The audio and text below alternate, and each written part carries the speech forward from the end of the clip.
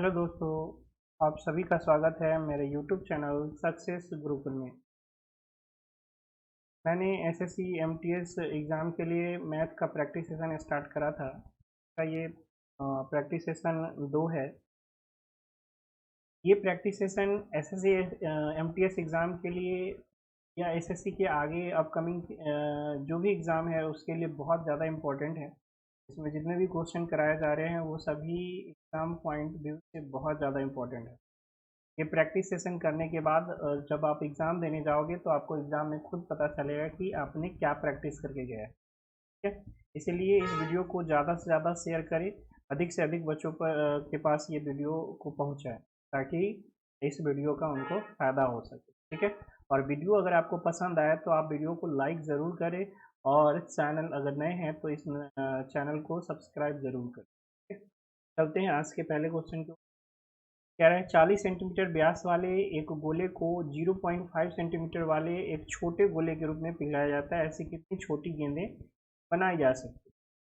जब भी एक बड़े चीज को पिघलाकर छोटा चीज बनाया जाता है तो जो छोटे चीज बनते हैं उनकी संख्या हमें बड़ी चीज के आयतन में छोटे चीज के आयतन से भाग देने पर पता चलता है। यानी बड़े गोले में के आयतन में अगर हम छोटे गोले के आयतन से भाग कर दे तो हमें छोटे गोलों की संख्या पता हो जाएगी, है ना। तो जो बड़ा गोला है उसका व्यास दिया हुआ है, यानी बड़े गोले का व्यास 2r दिया हुआ है हमें कितना 40 सेंटीमीटर। तो यहाँ से हमें बड़े गोले का त्रिज्या पता हो जाएगा, r बराबर कितना 20 सेंटीमीटर। जो छोटी गेंद बनाई जा रही है उसकी त्रिज्या है 0.5 सेंटीमीटर। 0.5 सेंटीमीटर, क्योंकि दोनों गोलाकार ही है और दोनों का आयतन क्या हो जाएगा 4/3 पाई आर क्यूब। ठीक है, तो 4/3 पाई तो कांस्टेंट है, दोनों में कैंसिल हो जाएगा। तो जो छोटे गेंदों की संख्या हो जाएगी वो हो जाएगी capital R cube by small R cube, या कह सकते हैं आर बाई स्मॉल आर का होल क्यूब। तो आर कितना है, कैपिटल आर 20 है और ये 0.5 इतना का होल क्यूब। तो ये 0.02 से हटा देंगे और यहाँ पर बराबर में 40 बार, तो 40 का क्यूब 64,000, 4 का क्यूब 64 और एक जीरो है तो उसका क्यूब 3 जीरो। तो कितनी छोटी गेंदें बनाई जा सकती हैं, 64,000 छोटी गेंदें बनाई जा सकती हैं। कह रहा है एक बेलन का पार्श्व पृष्ठ क्षेत्रफल 352 वर्ग सेंटीमीटर है। यदि इसकी ऊंचाई 7 सेंटीमीटर है तो इसका आयतन बताना है। ठीक है, बेलन का पार्श्व पृष्ठ क्षेत्रफल यानी वक्र पृष्ठ क्षेत्रफल दिया हुआ है जो कि क्या होता है 2πr h इक्वल टू दिया हुआ है 352, यानी 2 इंटू पाई का वैल्यू हम लोग को लेना है 22/7। ठीक है, आर पता नहीं है और एच दे रखा है 7 सेंटीमीटर इक्वल टू 352।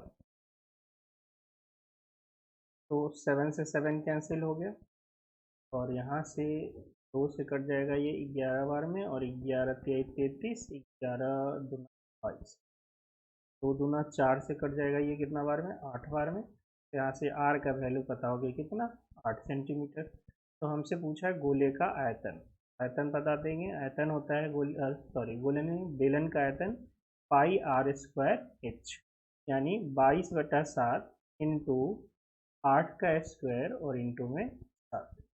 तो ये 7 से 7 कैंसिल हो जाएगा और 22 गुना 64। ठीक है, तो ये आ जाएगा, टोटल हो गया 1408 सेंटीमीटर क्यूब। बहुत सारे बच्चे जो है आयतन के लिए पाई का वैल्यू 22/7 दिया हुआ है तो 11 का मल्टीपल चेक करते हैं। देखोगे तो ये भी 11 का मल्टीपल है, ये भी 11 का मल्टीपल है, ये भी 11 का मल्टीपल है, और ये तीनों के तीनों चारों के चारों ऑप्शन 11 के मल्टीपल। तो आपको जो है टोटल जो है आपको कैलकुलेशन कर, ठीक है। यूनिट डिजिट से भी देख रहे हैं तो दो ऑप्शन आपके पास हो जाएंगे, ए और बी। कह रहा है 12/18 6 का चौथा अनुपात और 4 और के तीसरे अनुपात के बराबर है तो के का मान। देखिए, किसी भी तीन संख्या का जो चौथा अनुपात होता है, यानी ए बी सी का अगर मान लीजिए चौथा अनुपात x है, तो इसका मतलब होता है कि a बाई बी जो है वो बराबर होगा किसके, वो बराबर होगा c बाई एक्स के। तो यहाँ से हमें x पता हो जाएगा b इंटू सी बाई में a, यानी 3 नंबर का अगर हमें चौथा अनुपात निकालना है तो बाद वाले दोनों का गुना कर देंगे और पहले वाले से भाग कर देंगे। तो 12, 18 और 6 का चौथा अनुपात क्या हो जाएगा? 18 इंटू 6 बटा में 12। ठीक है, तो 6 दूना 12 कट गया ये, और 2 से कट गया 9 बार। तो जो 12, 18 और 6 का चौथा अनुपात है वो कितना है? 9 है। फिर दो संख्याओं का तीसरा अनुपात क्या होता है? मान लीजिए दो संख्या a और b है और इसका तीसरा अनुपात y है, तो इसका तीसरा अनुपात का मतलब होता है कि a बाई बी बराबर होगा b बाई वाई के, यानी y बराबर हो जाएगा, तीसरा अनुपात y बराबर हो जाएगा बी स्क्वायर बाई ए। यानी दो संख्याओं का तृतीय अनुपाती यानी तीसरा अनुपात निकालना है तो दूसरे का स्क्वायर करके पहले से भाग कर दीजिए, तो के स्क्वायर बाई 4 हो जाएगा, 4 और के का तृतीय अनुपात। और यही कह रहा है कि ये जो के स्क्वायर बाई 4 है यानी तृतीय अनुपात के स्क्वायर बाई 4, ये 9 के बराबर है, यानी इसके चौथे अनुपात के बराबर है। तो के स्क्वायर बराबर 36 हो जाएगा, यानी के का वैल्यू कितना हो गया? 6 हो गया। ठीक है, के का वैल्यू कितना हो गया? 6। नेक्स्ट क्वेश्चन कह रहा है ए और बी की आय 3:5 के अनुपात में है और उनकी बचत 2:3 के अनुपात में। यदि बी की आय ए की बचत से 3 गुना के बराबर है तो ए और बी का व्यय का अनुपात बताएं। ठीक है, हमें क्या दे रखा है? ए और बी के आय का अनुपात, ए और बी के आय का अनुपात दे रखा है जो कि है 3:5। ठीक है, और इनके बचत का अनुपात दे रखा है, बचत का अनुपात दे रखा है कितना? 2:3। और ये भी कह रहा है कि जो बी की आय है ना वो ए की बचत का तिगुना है। तो यहाँ बी का आय यूनिट में 5 है और ए का बचत कितना है? 2। इसको अभी हमें क्या करना है? इक्वल करके इक्वल कर लेंगे, फिर इसको 3 गुना कर लेंगे। तो किसी भी रेशियो में हम लोग किसी नंबर से गुना कर ले तो इससे उसमें कोई फर्क नहीं पड़ता है। इसको कर देते 2 से तो ये 10 बन जाएगा, और इसको कर देते 5 से तो ये भी 10। अभी बी की आय और ए की बचत इक्वल हो गई, लेकिन हमें इक्वल नहीं करना है, बी का जो आय है उसको तिगुना करना है। तो अब नया रेशियो आप देखोगे तो आय का रेशियो हो गया कितना? 36, 18 और 6 25 30। ठीक है, और इनके जो बचत का अनुपात है वो हो गया कितना? 5 दूना 10 और 5 तिहाई 5। तो इनके व्यय का अनुपात हमें पता हो गया। व्यय का अनुपात ये इसका आय है और ये इसका क्या है? बचत। अगर आय में से हम लोग बचत घटा दें तो व्यय बचेगा, तो ये कितना हो गया? 8। तो ये कितना हो गया? तो ए और बी के जो व्यय का अनुपात है वो 8:15 है। ठीक है, नेक्स्ट क्वेश्चन कह रहा है एक कंपनी में के सभी कर्मचारियों का औसत वेतन 14,000 रुपये, 5 तकनीशियनों का औसत वेतन 18,000 रुपये और बाकी का जो औसत वेतन है वो 13,200 रुपये है। तो कंपनी में कर्मचारियों की कुल संख्या। तो ये एलिगेशन का क्वेश्चन है। आप देख रहे हैं कि 5 हमें किसका पता है? टेक्नीशियन का कितना पता है? 18,000 रुपये। ठीक है, बाकी इसको छोड़कर जितने कर्मचारी है उसके हैं 13,200 रुपये, और सबका मिला के कितना है? सबका मिला के है 14,000। तो हम लोग एलिगेशन लगा देंगे इसमें, यहाँ से ये हो जाएगा 800 और ये हो जाएगा कितना? ये हो जाएगा 4,000। 18,000 में से 14,000 गया तो 4,000। तो यहाँ से हमें पता चल गया एक रेशियो कितना? 5, यानी तकनीशियन और शेष कर्मचारी के संख्याओं का जो अनुपात है वो कितना है? 1:5। हमें तकनीशियन की संख्या दे रखी है 5 है और यूनिट में कितना है? 1, यानी एक यूनिट का वैल्यू ही कितना है? 5 है। हमसे पूछा है कंपनी में कुल कर्मचारी, तो 1 यूनिट तकनीशियन और शेष 5 यानी टोटल 6 यूनिट। 1 यूनिट का वैल्यू 5 तो 6 यूनिट का वैल्यू कितना हो जाएगा? 6 5 30, यानी इस कंपनी में टोटल कितने कर्मचारी हैं? 30 कर्मचारी। नेक्स्ट क्वेश्चन कह रहा है एक पुलिसकर्मी चोर को 250 मीटर की दूरी से देखता है। जब पुलिसकर्मी उसका पीछा करना प्रारंभ करता है तो चोर भी दौड़ना प्रारंभ करता है। यह मानकर कि चोर की चाल 10 किलोमीटर प्रति घंटा और पुलिस की चाल 12 किलोमीटर प्रति घंटा है, तो चोर के अपने पकड़े जाने के पहले कितनी दूरी तय करेगा। देखिए यहाँ पर ये पुलिस है और ये है चोर। ठीक है, चोर भागना स्टार्ट करा और जैसे ही पुलिस इसको पकड़ने के लिए भागा, चोर भी भागना स्टार्ट कर दिया। और अभी इन दोनों के बीच की दूरी कितनी है, 250 मीटर। ठीक है, अब हमें बताइए कि चोर पकड़ा जाएगा, क्योंकि चोर की चाल है 10 किलोमीटर प्रति घंटा और पुलिस की चाल है 12 किलोमीटर प्रति घंटा, यानी पुलिस का ज़्यादा है तो चोर कभी ना कभी पकड़ा जाएगा। अब जितना समय पुलिस दौड़ा उतना समय चोर ही दौड़ा, क्योंकि दोनों एक ही समय दौड़ रहे हैं। यहाँ पर टाइम क्या हो गया, कांस्टेंट हो गया। टाइम जो है वो अचर है, और जब समय अचर हो तो दूरी और चाल के अनुपात बराबर होते हैं। दूरी और चाल का अनुपात क्या होता है, बराबर होता है। कब, जब समय कांस्टेंट, यानी चाल का अनुपात अगर 10:12 यानी 5:6 है, तो इनके द्वारा जो दूरी तय होगी उसका भी अनुपात 5:6 होगा। यानी चोर अगर 5 यूनिट चलता है तो पुलिस 6 यूनिट चलेगा। तो निश्चित है कि पुलिस चोर से ज़्यादा चल रहा है। कितना ज़्यादा चल रहा है, 1 यूनिट। और पुलिस चोर से कितना पीछे था, 250 मीटर, यानी 1 यूनिट का वैल्यू ही 250 मीटर है।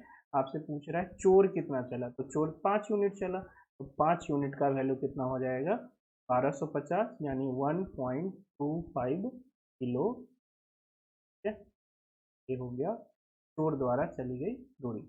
अगर पुलिस का पूछता तो 6 यूनिट का निकाल देते हैं।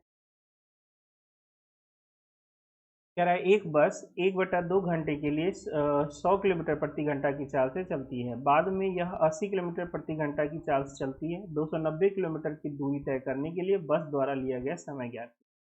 तो आधे घंटे के लिए 100 किलोमीटर प्रति घंटा की रफ्तार से चली, तो इतना देर में इसने कितना दूरी कवर किया, तो आधा घंटा और गुना में 100 किलोमीटर प्रति घंटा, यानी आधे घंटे में इसने 50 किलोमीटर की दूरी तय। टोटल दूरी कितनी तय करनी है, 290 किलोमीटर तय करनी है, और 100 से कितना करा है, तो 50 ही करा है। तो बच गए कितने, 240 किलोमीटर। ये 240 किलोमीटर किससे तय करेगा, 80 किलोमीटर प्रति घंटा से। तो टाइम कितना लग गया, 240/80, यानी 80 किलोमीटर प्रति घंटा से 240 किलोमीटर की दूरी ये कितने घंटे में कवर करेगी, 3 घंटे में। और आधा घंटा इधर कवर किया था, यानी टोटल कितने हो गए, 3.5 आवर, यानी 3.3 घंटे। कह रहा है टीना अकेले किसी कार्य को 12 दिनों में कर सकती है और मीना अकेले उसी कार्य को 15 दिनों में कर सकती है। यदि टीना और मीना को 18,000 रुपये इस कार्य को करने की जिम्मेदारी सौंपी जाती है, तो मीना को कितनी धनराशि प्राप्त होगी यदि वे दोनों साथ मिलकर कार्य करें। एक है टीना और एक है मीना। दोनों ने एक काम लिया 18,000 रुपये में। अकेला टीना जो है किसी काम को 12 दिन में कर सकती है, और अकेला मीना जो है किसी काम को 15 दिन, उसी काम को 15 दिन में कर सकती है। यानी टीना की क्षमता ज़्यादा है, कम दिन में कोई काम करेगा तो उसकी क्षमता ज़्यादा, जो ज़्यादा दिन लेगा उसकी क्षमता कम। और जो टाइम एंड वर्क के क्वेश्चन है उसमें जो मेहनताना है वो किसके हिसाब से मिलता है, क्षमता के हिसाब से, न कि दिन के हिसाब से। हम लोग घर में काम कराते हैं तो जितना दिन काम होता है उस दिन के हिसाब से देते हैं, बट यहाँ क्वेश्चन में क्षमता के हिसाब से पैसा मिलता है। ठीक है, तो यहाँ पर अगर डे के हिसाब से देखें तो इनका अनुपात दिनों का क्या हो जाएगा, 4:5। तो इनकी जो क्षमता होगी वो दिन का क्या हो जाएगा, उल्टा, यानी इनकी इफिशियंसी का रेशियो हो जाएगा 5:4। तो इसी रेशियो में इनको राशि भी मिलेगी, इनको मेहनताना भी मिलेगा। तो 5 यूनिट टीना को मिल रहा है तो 4 यूनिट मीना को, टोटल 9 यूनिट। और 9 यूनिट टोटल कितना है, 18,000 रुपये। तो 1 यूनिट का वैल्यू कितना हो जाएगा, 2,000 रुपये। इसका पूछ रहा है मीना का कितना मिला, यानी 4 यूनिट में। तो 4 यूनिट में कितना हो जाएगा, 4 यूनिट में हो जाएगा 8,000, यानी मीना को कितना मिले, 8,000। कह रहा है कि यदि P का 30% Q के 40% में जोड़ा जाए तो परिणाम Q का 80% आता है, तो P Q का कितना प्रतिशत। P का 20%, Q के 40%।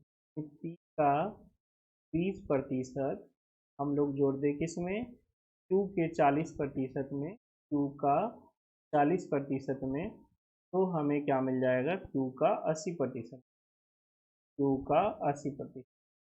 ठीक है, तो यहाँ से Q का 40% उधर ले जाएं तो माइनस हो जाएगा, तो P का 20% जो है किसके बराबर हो जाएगा, Q का 80 माइनस 40 यानी Q का 40%।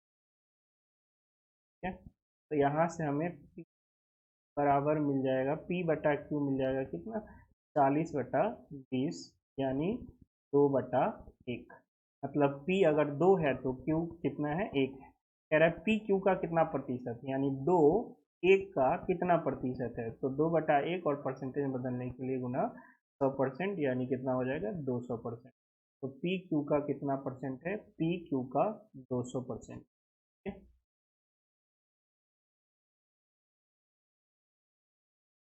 कह रहा है एक व्यक्ति 25% के लाभ पर गेहूं बेचता है, यदि वह इसका विक्रय मूल्य 40 रुपये से घटा देता है तो उसे 25% की हानि होती है। गेहूं का प्रारंभिक विक्रय मूल्य, पहले वो बेच रहा था 25% लाभ पर, ठीक है, 25% लाभ पर, अब वो बेच रहा है 25% की हानि पर।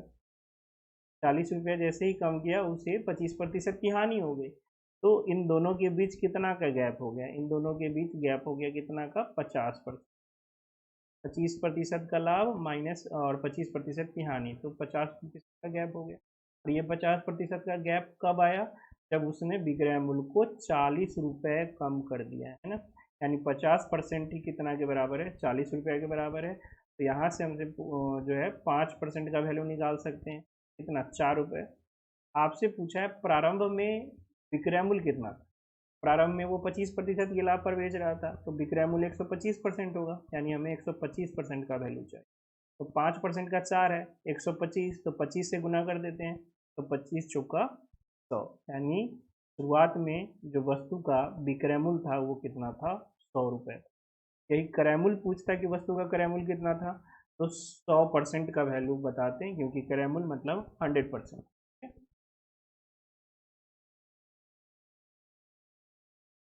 समान क्षमता वाले दो बर्तन में रस और पानी का अनुपात क्रमशः 3:5 और 3:1 के अनुपात में भरे। दोनों बर्तनों के मिश्रण को मिलाकर एक बड़े बर्तन में डाल दिया जाता है। नए मिश्रण में जूस और पानी का अनुपात, यानी रस और पानी का अनुपात पूछ। तो एक तरफ है रस, एक बर्तन में रस और पानी, पहले बर्तन में रस और पानी का अनुपात जो है ये 3:5 है, 3:5, और दूसरे में 3:1। बट दोनों बर्तन की क्षमता कितनी है, बराबर है। तो अगर इसमें 8 यूनिट है टोटल मिला के रस और पानी, तो इसमें भी 8 यूनिट होना चाहिए, बट 4 यूनिट ही है, तो इसको हम इक्वल कर देते हैं, कितना कर देते हैं, 2 से गुना, तो ये भी 8 यूनिट बन जाएगा। यानी अब जो रेशियो आया रस और पानी का, ये 3:5 पहले बर्तन में और दूसरे बर्तन में आ गया कितना, 6 और 2। अब जो है रस हो गया दोनों मिलाकर कितना, 9, और पानी हो गया दोनों मिलाकर कितना, 7। यानी नए मिश्रण में रस और पानी का अनुपात 9:7 है। एक व्यक्ति 6% वार्षिक दर पर साधारण ब्याज पर 3 वर्ष के लिए 20,000 उधार लेता है। वह इसे तुरंत किसी अन्य व्यक्ति को 3 वर्ष के लिए 8.5% वार्षिक साधारण ब्याज दर पर उधार दे देता है। प्रति वर्ष प्राप्त लाभ मूल्य क्या है।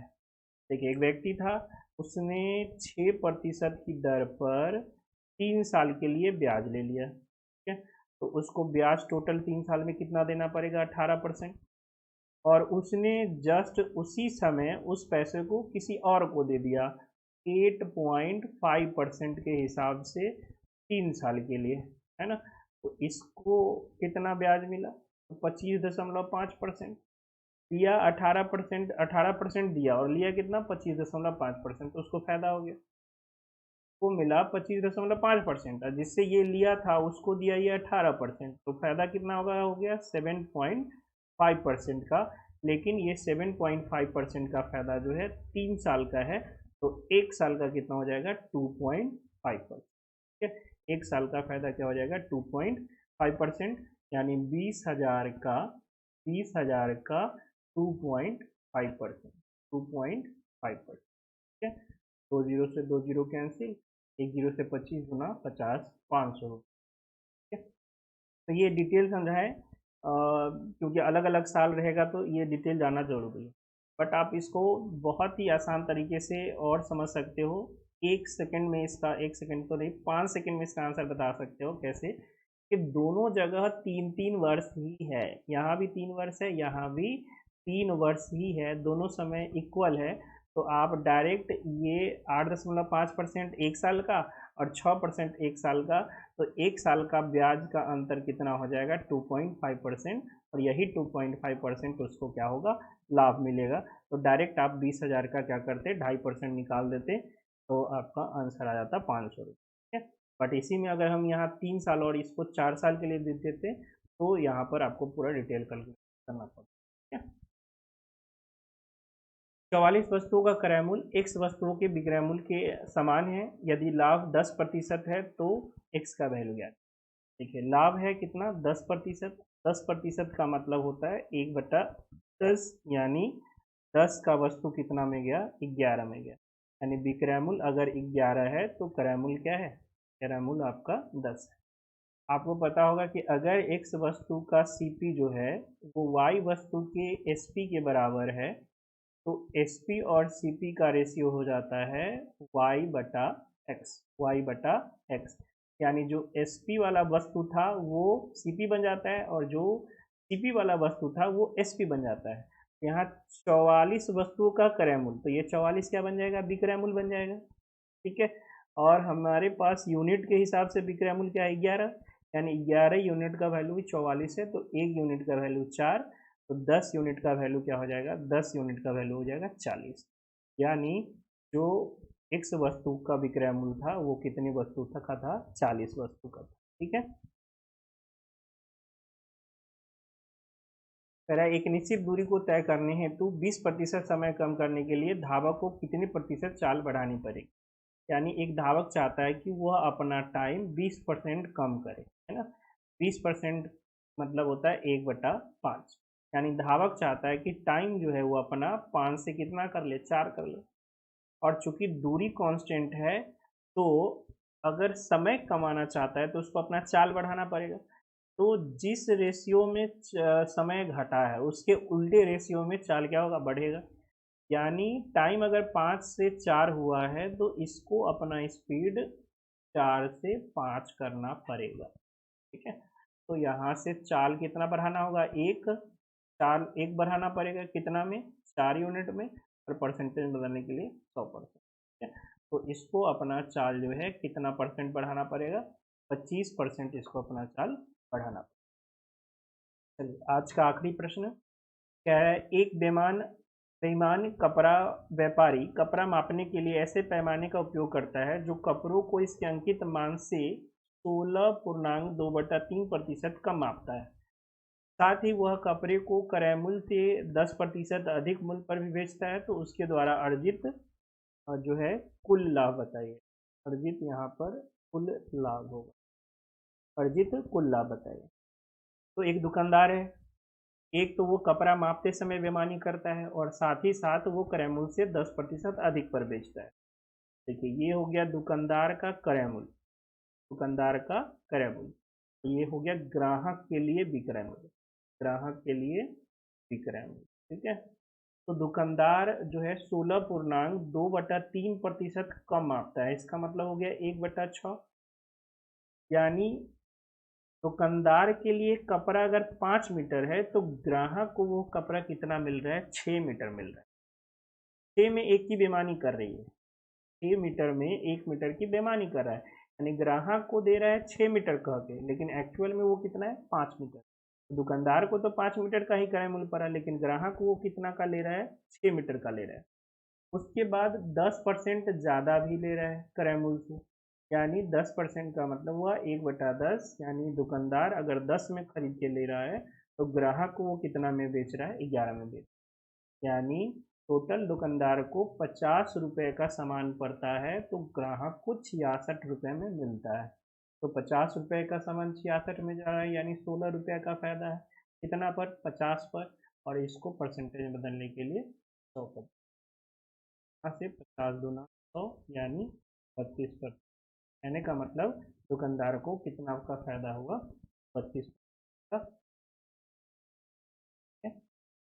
तो आप लोग को वीडियो से थोड़ा भी अगर बेनिफिट मिल रहा है तो वीडियो को लाइक ज़रूर करें और ज़्यादा से ज़्यादा बच्चों के बीच इसको शेयर करें। और आप नए देखने वाले हैं तो चैनल को सब्सक्राइब ज़रूर करें। इस तरह की वीडियो आपको मिलती रहेंगी आगे भी एग्ज़ामिनेशन तक और एग्ज़ामिनेशन के बाद अगले एग्ज़ामिनेशन के लिए भी। ठीक है। और ये सभी क्वेश्चन मोस्ट इम्पॉर्टेंट क्वेश्चन है, किसी न किसी शिफ्ट में डेटा चेंज करके ऐसे क्वेश्चन आपको दिखेंगे ही दिखेंगे। ठीक है ना। तो है ज़्यादा से ज़्यादा इस वीडियो को शेयर कीजिए। मिलते हैं नेक्स्ट वीडियो में, तब तक के लिए जय हिंद जय भारत।